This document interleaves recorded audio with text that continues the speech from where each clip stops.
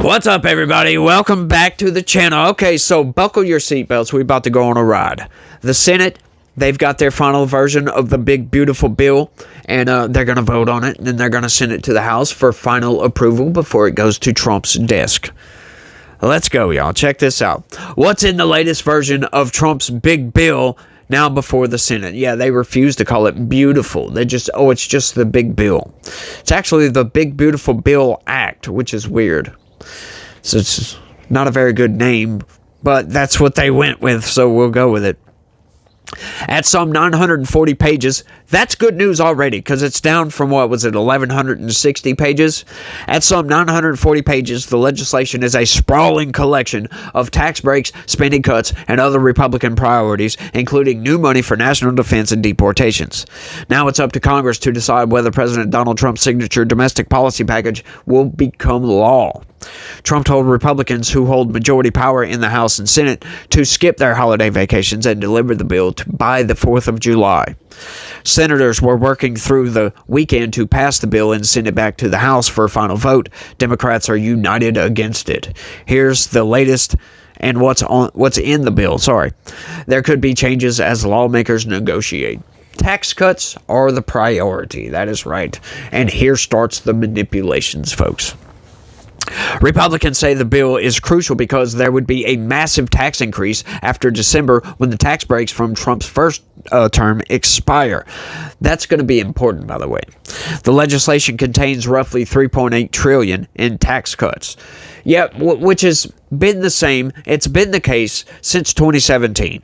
So it's not really tax cuts, is it? They're basing that whole it's $3.8 trillion in tax cuts based upon if the Tax Cuts and Jobs Act were to expire. So in reality, if this passes, there will be no change whatsoever. The existing tax rates and brackets would become permanent under the bill. It temporarily would add new tax breaks that Trump campaigned on, no taxes on tips, overtime, or some automotive loans, along with a bigger $6,000 deduction in the Senate draft for older adults who earn no more than $75,000 a year. So, hang on just a second. I thought Democrats said this thing was full of tax breaks for the wealthy. That seems to contradict that, don't it? It would boost the $2,000 child tax credit to $2,200 under the Senate proposal. Families at lower income levels would not see the full amount. Now, I tried to fact check that. Now, the from $2,000 to $2,200 is correct. But talking about what lower income families would not see the full amount, I'm not sure exactly what they're talking about here because I couldn't find anything pertaining to that. The only thing I could speculate upon what they mean by that is that, yes, lower income tax families won't see that full amount because they don't pay taxes anyway. Not families. Notice specifically it was families. Lower income households, that is, don't pay a lot of taxes, especially if they have children. So families, they don't pay taxes hardly at all. So yeah, they wouldn't see the full amount, of course. But no, everybody would get the $2,200 child tax credit. They're just lying. Oh, except for the most wealthy people. A cap on state and local deductions called SALT would quadruple the $40,000 for 5 years. It's a provision important to New York and other high tax states. Though the House wanted it to last for 10 years, there are scores of business-related tax cuts. The wealthiest households would see a $12,000 increase from the legislation, which would cost the poorest people $1,600 a year, according to the nonpartisan Congressional Budget Office analysis of the House's version. And once again, here we go. These numbers are based upon if the Tax Cuts and Jobs Act were to expire. Yeah, if they were to expire, then yes, the wealthiest households would see a $12,000 increase, and the poorest people would have to pay more. Once again, folks, they love to manipulate everything. Middle-income taxpayers would see a tax break of $500 to $1,500, the CBO said. The bill would provide some $350 billion for Trump's border and national security agenda, including $46 billion for the U.S.-Mexico border wall and $45 billion for 100,000 migrant detention facility beds, as he aims to fulfill his promise of the largest mass deportation operation in U.S. history. Money would go for hiring 10,000 new Immigration and Customs Enforcement officers with $10,000 signing bonuses and a surge of Border Patrol officers as well. The goal is to deport some 1 million people per year. Yeah, you better get on top of that, Trump, because the numbers aren't adding up right now. The Homeland Security Secretary would have a new $10 billion fund for grants for states that help with federal immigration enforcement and deportation actions. The Attorney General would have $3.5 billion for a similar fund known as Bridging Immigration-Related Deficits Experienced Nationwide, or Biden.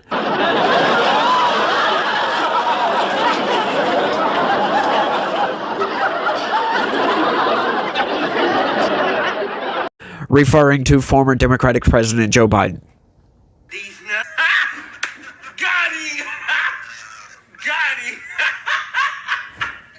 I mean, that's great. I love acronyms. I just love acronyms, y'all.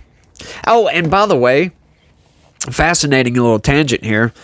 That clip you just saw of those people laughing, and it was just a still frame of people laughing. Like, I'm serious. Type in crowd laughing on YouTube, and the very first thing that popped up for me, at least, no lie, was 10 hours. That was a 10-hour clip. Why would somebody do that? It just blew my mind, y'all. Like, there's many of different things like that. Like, there's 10 hours of music and 10 hours of this and 10 hours of that, but really 10 hours of a still frame and just laughter going up and down, harder laughs, softer laughs. Blew my mind.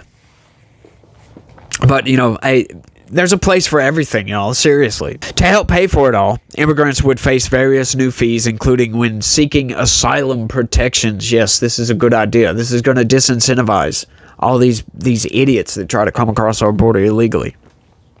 For the Pentagon, the bill would provide billions for shipbuilding, munitions systems, and the quality of life measures for servicemen and women, as well as $25 billion for the development of the Golden Dome missile defense system.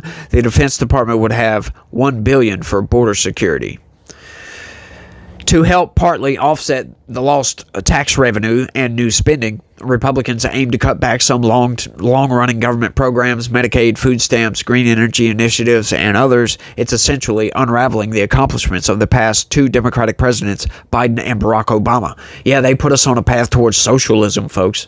Yeah, we need to bring that back because they just allowed money to just fly out the door. Take it from you and give it to people that don't deserve it. Like a lot of people that don't deserve it, like criminal aliens, for instance. They were giving these people money. They were giving them debit cards, for crying out loud, with hundreds to thousands of dollars per month to subsidize these people's way of life, giving them hotel rooms, all kinds of other amenities. It was insane. Yeah, we're going to cut that out. And we're also going to reform Medicare and Medicaid because they're currently not doing so good. We'll put it that way. There's a lot of fraud with Medicare and Medicaid. A lot of people lying to get benefits that they don't deserve. And then you get Democrats over here saying, oh, we're going to cut 14 million people from their Medicare benefits. Yeah, people that don't deserve it, as a matter of fact.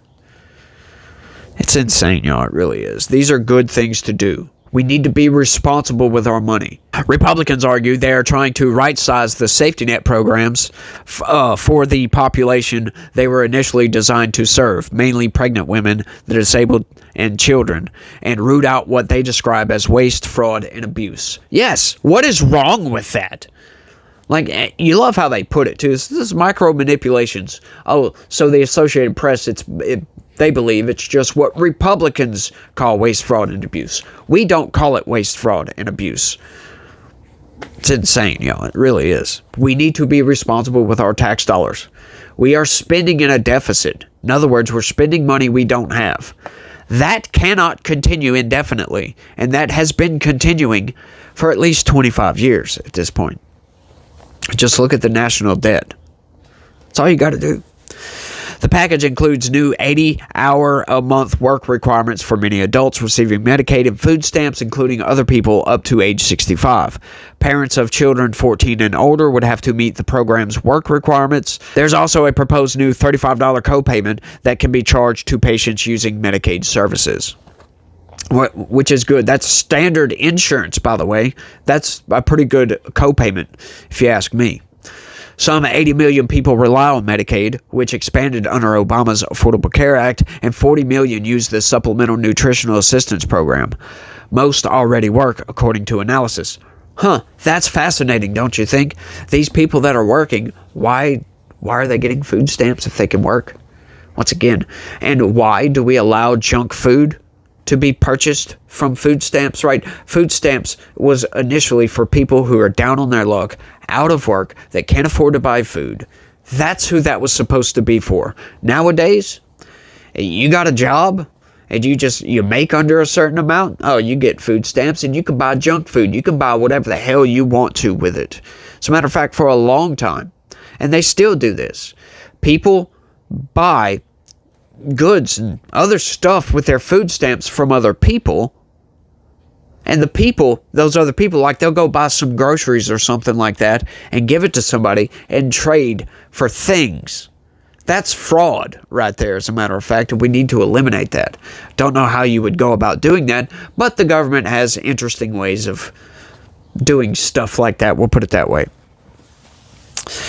The Senate proposes a $25 billion rural hospital transformation fund to help offset reduced Medicaid dollars. It's a new addition intended to win over holdout GOP senators and a coalition of House Republicans, warning that the proposed Medicaid provider tax cuts would hurt rural hospitals. Both the House and Senate bills propose a dramatic rollback of the Biden-era green energy tax breaks for electric vehicles. They also would phase out or terminate the various production and investment tax credits companies use to stand up wind, solar, and other renewable energy projects. Yes, I don't think the government needs to be subsidizing those things, because it is clear these days that these renewables, especially wind, it's not going to work, folks. It just does not work. It's a gigantic waste of money.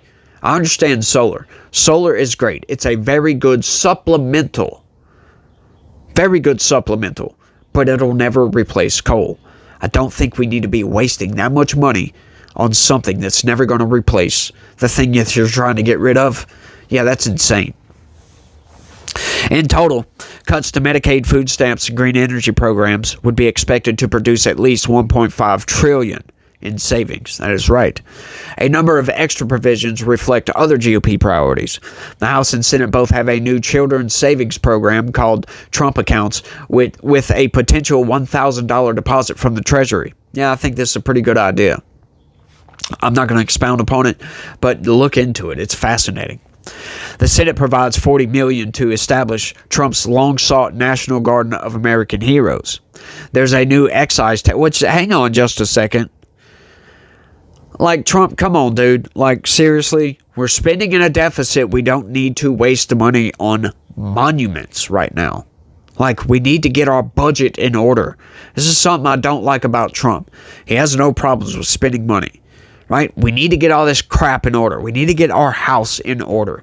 This was something I was hoping the Trump administration, I'm still holding my hopes out on this, that we will get to a balanced budget under the Trump administration. But, with things like this, that kind of shatters my hopes. You just shattered a little bit away from my hope that is floating up here in the air.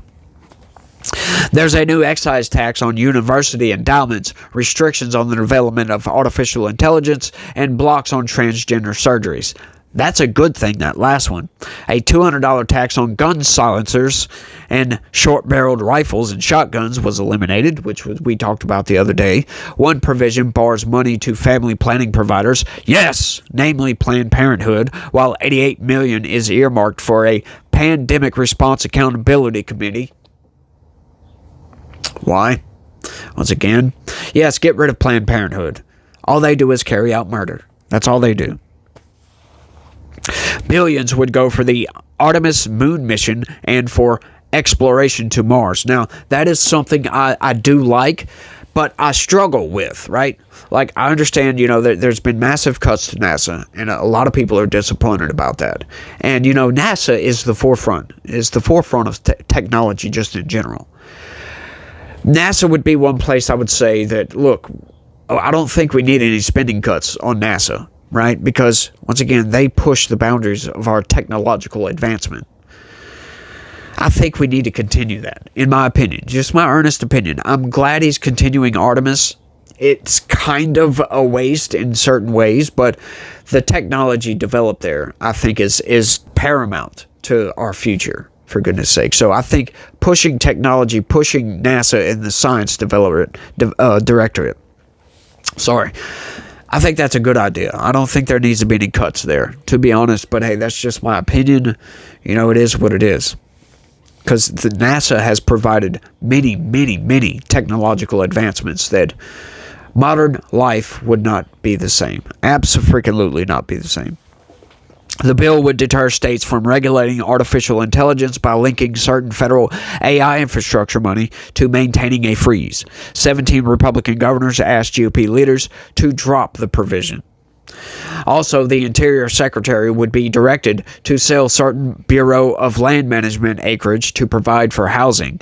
The sale of public lands would cover at least 600,000 acres and up to 1.2 million acres, according to a projection from the Center for Western Priorities, a conservation group.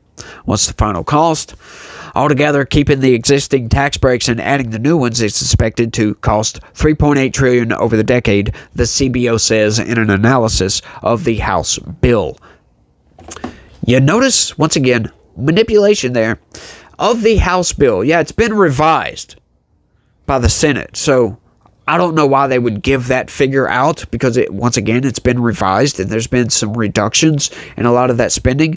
But also, once again, this is all based upon wholly inaccurate estimated figures, right? The CBO projected like 1.9% GDP growth. That's on average, by the way. That's what they based all their numbers on. Yeah, ridiculous.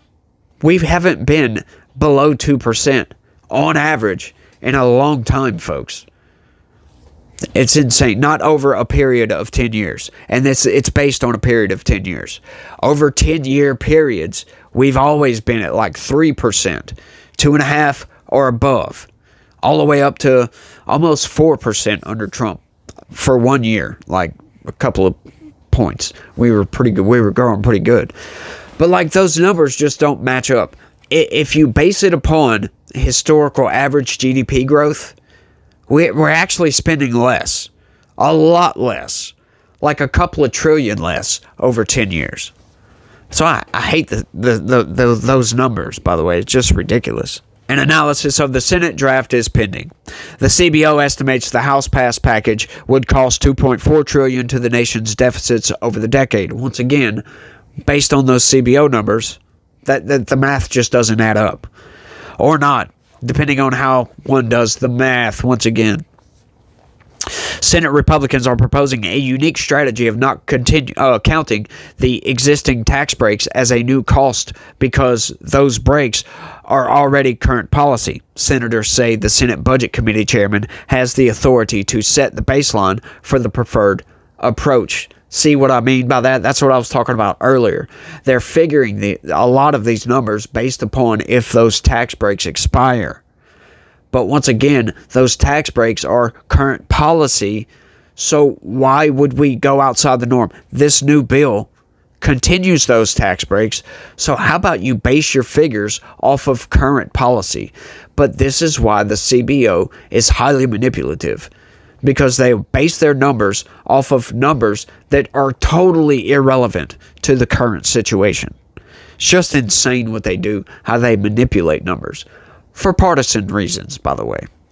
It's strictly so they can give Democrats fuel to fight against the Trump administration. That's all this is. But folks, all the rhetoric you've heard bashing the big beautiful bill, that comes from CBO projections based upon fabricated numbers, grossly underestimated GDP growth, and expiring tax breaks that aren't going to expire if this thing passes. It's all insanity. Under the Senate GOP view, the tax provisions cost $441 billion, according to the Congressional Joint Committee on Taxation. Yeah, there you go. There it is in a nutshell, pretty much. But, it's just a lot of manipulation, especially coming from the Associated Press. They have no problems telling you one side of the story and not telling you the other side of the story. And that last one right there is also a manipulation, because that is not counting on the fact all the DOGE cuts that are currently getting codified, which would cut out a lot of that, right? If they would send those rescissions and get those passed, all the DOGE cuts, that would knock that number right there alone down $200 billion. And then you got to figure the tariffs and all the other the GDP growth that'll come from the tax breaks. It's just fascinating what they do to manipulate the numbers. So take all this with a grain of salt. Democrats are calling this the apocalypse. They're trying to tell you that the sky is falling. The economic sky is falling. But if you look at everything in a nutshell, once again, like I say, take you a step and jump up to 30,000 feet and look at everything in totality or holistically, however you want to put it. The economic projections actually look pretty good. Trump is pro-business. He is pro-growth. He's going to do everything he can to make this country better. Nothing that he does is going to intentionally destroy the country.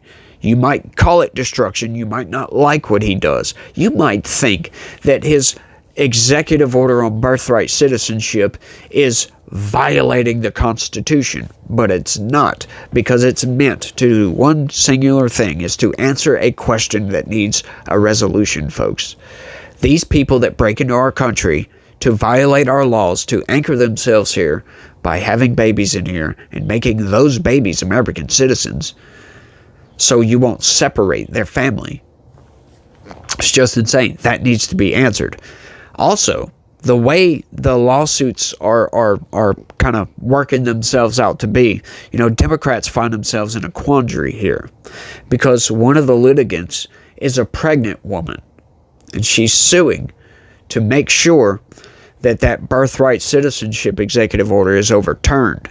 So, once again, this will force Democrats into a weird position. If the Supreme Court says that executive order is null and void, it's illegal, it's unconstitutional, and this pregnant woman's baby that's in her belly is a citizen, the pro-lifers are going to cheer to the high heavens, because that would uniquely give personhood to that baby and unironically make abortion illegal. Love it, Democrats. I love what you're doing here. Keep doing what you're doing. That's all I got for this one, y'all. I want y'all to let me know what y'all think about all this down in the comments section. There's a lot here, so y'all make sure and y'all give me your feedback. Let me know what you think. Do you like the bill? Do you dislike the bill? What do you think about what I said? Do you believe the numbers that are coming from the Republicans and how their estimates are working up? And, their estimates are based on historical precedent, while the CBO, they're just making up whatever they want.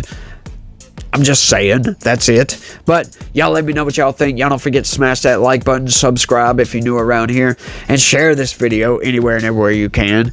Sign up, become a member, help this channel grow. I need y'all's help on that. But without any further ado, it's the end, y'all. Y'all stay legitical. Peace.